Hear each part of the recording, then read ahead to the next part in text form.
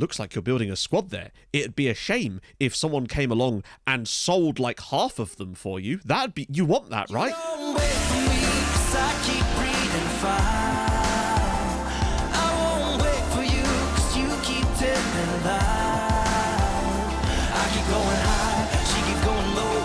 At the end of the day, she's gone. But you don't wait for me, 'cause I keep breathing fire.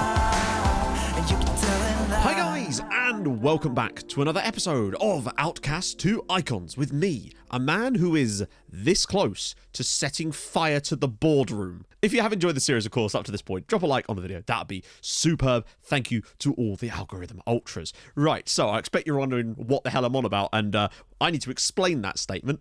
I'm not going to beat around the bush. The board are absolutely losing them. I realised that I actually called the last episode that. Little did I know that they had so many more plans for us. So essentially, they're trying to sell the entire team. They're literally like that little Microsoft Word paperclip that just pops up. And they're like, looks like you're building a squad there. It'd be a shame if someone came along and sold like half of them for you. You want that, right? As I told you last time, Candelaria, he is still here because he hasn't actually left yet, but there's nothing I can do about getting him to stay, as far as I know. They've done the same thing to Anto Babic now, which is why I'm showing you him. He's probably going to go off to Midtjylland or Vicenza. Nothing I can do about it again. I protested once. This time they've accepted a bit again. Mihavil Strock, same situation. He's also gone. Except he's not actually gone. He will be gone, though, because, again, I've protested once. They brought in another bid, and they've now sold him. They've also tried to sell Hodak and Diana as well. Now, at the moment, I've managed to protest both of those two, and they are technically not going yet, but it's only going to take yet another bid from another team, and the board will sell those out from underneath us too. So, yeah, we're in a bit of a problem right now. And I do understand the logic of perhaps saying, you know what, they're just trying to clear out some dead weight in the squad, but that's not what's happening now. They're literally just selling players that I would be starting with, and that we can't have squad rotation if I only have one player in each position. So, yeah, that's looking good. In other news, I actually got offered a job interview at Lyon, not in this video, sadly. It was actually yesterday. I forgot to mention it. And I'm starting to wish I'd consider taking that job interview now. But on the plus side, it does kind of show the sort of job interviews that we could be able to land ourselves potentially at the end of this season, when we definitely depart this club. So check back in later when we find out who's actually left. Oh, and Szymanski broke his back, so he's going to be out for 7 weeks with a lower back stress fracture. Lovely news. But I did bring a player in. Incredibly, Horacio Petrius, the guy I was talking about that was potentially going to go to RZ, actually chose us. Now, he signed us for 8 million, which I realise is a lot, but you can now understand perhaps why I would want to bring a guy of this kind of quality. He's 18 years old and is already this good. Rarely do you get an opportunity to sign wonder kids at a club like Dinamo Zagreb, actually sign them to the club and not bring them through. He's a very, very good midfielder. He does not look 18, I'll give him that. But nevertheless, maybe he's lying. Maybe that's why he's so developed. He's actually like 36, and I've been duped, friends. But he is another central midfielder, and it was like, I kind of figured that our squad was kind of set, so I was like, you know what, we'll just spend a little bit of money on this guy. They could probably sell him for a buttload in the future, and looks like I'm going to have to do some more shopping in the rest of the window just to try and get some defenders back. News is emerging from the Dinamo Zagreb camp that Daniel Braganza had actually been wanting to play left-back all season, but in his Croatian for Beginners phrasebook, I would like to play left-back was just above, can you point me towards the beach? This in turn explains how he's a fantastic tan, and more importantly, he knows where to find all the local jet skis. You stay away from them, Daniel. Waterlog pitch, or trying to build a jet ski arena. They were just ambitious. See, this is something I hadn't even considered, which makes sense. Let them build the jet ski arena in the stadium. That way, they can break their hips from the safety of our own property. And if we were to progress past Red Star, which I actually do think is going to be a pretty tough task, they've got some stonky players, I tell you what. Ooh, dear, I'll show you one of them in a minute because I was scouting him earlier. We'd play the winner of Midtjylland versus Karabakh. So, hilariously, Anto Babic could literally be playing for them against us by the time we get to that game, if we do. Oh, what a mess. But yeah, you know what, right? I'm not even bothered. I am bothered, of course, but it's just kind of, it's funny, right? It's just a video game. So, Bakayoko is injured, so I didn't actually register him for this just because he had a slight knock and I felt there was no point, and we kind of needed space in the squad.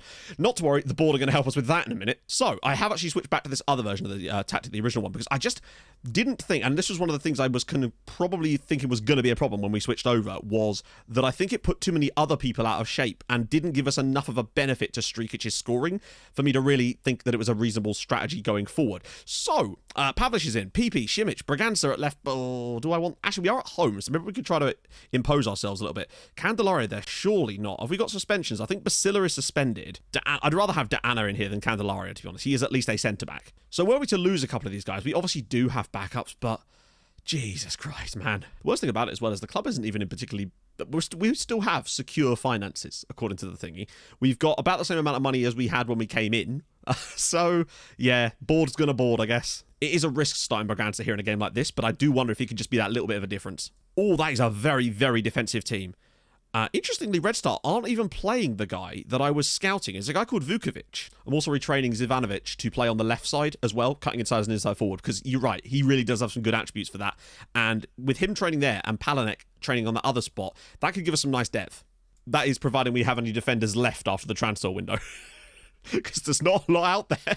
I love the fact that the game considers this a derby, despite the fact that we're in different countries due to historical context. And that, for me, is actually a really cool feature, in fairness. So, we're at home against Red Star. Crvena Zvezda are here. This is not going to be an easy tie. It's a massive derby between us and them, and we need to come out on top, really. Particularly with them playing such a defensive system. It is really going to be a case of just stay defensively stable ourselves and try to get in front. I think the chances of them scoring are somewhat slim in a way, actually, just because they have so little in the forward areas, if you'll notice. They're just lumping it up to a solo striker, and maybe a bit of magic from someone like Mihailovic. You can do that from time to time. Nice little ball for Jelever. Oh, what a touch! Whoa, Braganza with the shot on goal. Cartwright's ball in. All the way through, and Jelever will get this. But now Braganza's going to make that little inside run, perhaps, or get it back. Oh, what a ball! Oh, and it's blocked. Pavlich. There we go. A little bit of space as they've been caught out slightly. PP. Good first touch for Strikic. Oh, just wide. Strikic. Yes. Šimić. Oh, cleared away. But brought down by Pavlich again. Oh, a little bit of space out wide. He could have played that in. Oh, he's gone for goal! Dinko Pavlich, Dinamo Zagreb 1, Red Star Belgrade 0. And that right there is a massive goal. Not just for us, but for Dinko Pavlich. He's probably been, I mean, not the best player on the pitch, but he's always had so much space today. But you know what? They've just stood off and stood off and stood off. And he's thought, you know what? Let's have a crack. And hey, that is a strike and a half. Wow. Come on, Dinko. Since we've got to this club, he's been my one man that I really do like. And I tell you what, I think Pavlich is the sort of player that we could take to another club with us, potentially. And Strikic as well, but... Oh, Mihailovic now makes it 2. Dinamo 2, Red Star 0. They couldn't hold the defensive line any more than that, and we have broken them with a couple of absolute screamers. Wow. Okay, so Tony Mihailovic and Dinko Pavlich doing their thing. It was Jelever that actually gets the assist, but yet again, Pavlich with a lovely little ball. But look at the bend he gets on that. That is tremendous. 2-0 up now, and they're showing no signs of scoring, which is great. Well, half-time. 2-0, maybe slightly flatters us, but we've definitely been the better side so far, and I am extremely impressed with us. Well played, lads. Their keeper's had a lot of work to do. Got to be careful. 2-1 is a lot worse. Oh, Braganza. Jeleber. Braganza's making the overlap, though. Here he comes. Danny Braganza. Oh, goes short for... That's actually a really, really poor pass. He's sold Dinko Pavlich an absolute dummy. Please, defender, get over. Oh, you've got to be joking me. Fernando D'Anna's own goal, and now it's 2-1. I just don't even know. Braganza with the shocking pass to Pavlich, but there's so much more that has to happen. For example, there's a single striker and 2 defenders. This guy's clearly got that guy, so what exactly is he doing? I just don't understand it. And is this not even going on target? It's not, is it? Oh, wow. Oh my god. Honestly, we've kind of done, on paper, what I hoped we would do. Mezga, which is dominate the game, get a load of chances, and score a couple of goals. There's Petrus again there in a good position. Van Kam. Oh, by the way, you see Van Kam? Yeah, you might recognise him because he played for Osijek last season. And yes, I did try to sign him. And yes, he chose to go to Red Star instead of us. So, yeah. Dinamo 2, Red Star 1. We've won the game in the end, but it could have been so much better for us, really. A 2-0 win would have been far, far better than what we've got right there. And I think we've played well. And if we play like that away, I think we'll be fine. But it would only take a defeat, really, to send us out. It was looking more comfortable than that, sadly. Right then, we're back. So before all of this, we had a game against last year's sort of bogey team for us, S11-E2. And would you believe, after 32 minutes, they took the lead through Tomasz. Sort of against the run of play, but it was nevertheless a goal that gave them the lead. But luckily, in the second half, in the 73rd minute, Mizrahi with the ball up here, Stroke with a lovely little knockdown. Eventually, he puts the ball through, and Jeleber just kind of catches the keeper out, gets the 1-1 draw. Good result. I think we could have done better in this game. We were definitely the better of the two sides, but we just needed to get that result and avoid defeat, which is super duper important. But then we had the derby against Hajduk away from home, and this was a performance and a half. Strock gets the ball out on the left-hand side here, just stutters slightly before pinging one home for 1-0 on 39 minutes. And before half-time, we basically blew them out the water. Cartwright getting the ball here, out on the right-hand side in the 43rd minute. Ball over to Michael Strock, little flick on, and Jovanovic was on the end of it to make it 2-0 in the derby on 43 minutes. But then, in first half stoppage time, we had one more piece of magic for them. Hodak with some nice little work in the midfield here. Eventually, the ball comes to Strock again, and the goalkeeper just lets it through his arms for 3-0. Mihavil Strock had an absolutely wonderful game. He set up a goal in the last game. He got an assist in this game and 2 goals to go with it. What a performance from the young man, which is going to make what's about to happen next way, way worse. Right. Okay. I have to show you some stuff. Firstly, Strock is no longer here because the board sold him out from underneath me. You already knew that was going to happen, but it's still very annoying to see that happen. Candelaria has also gone. He's gone to Red Bull Salzburg for £4 million. Was it £4 million? Tell a lie, it was actually £6 million. £6 million. I'd already had bids of this from this guy of £11 million. Babic has gone to Vicenza, and one that is even worse. I didn't even see a bid come in for him on this one. I just saw this news article, which presumably means that there was a bid somewhere around the realm, but at the end of the day, they've accepted yet another bid for our player.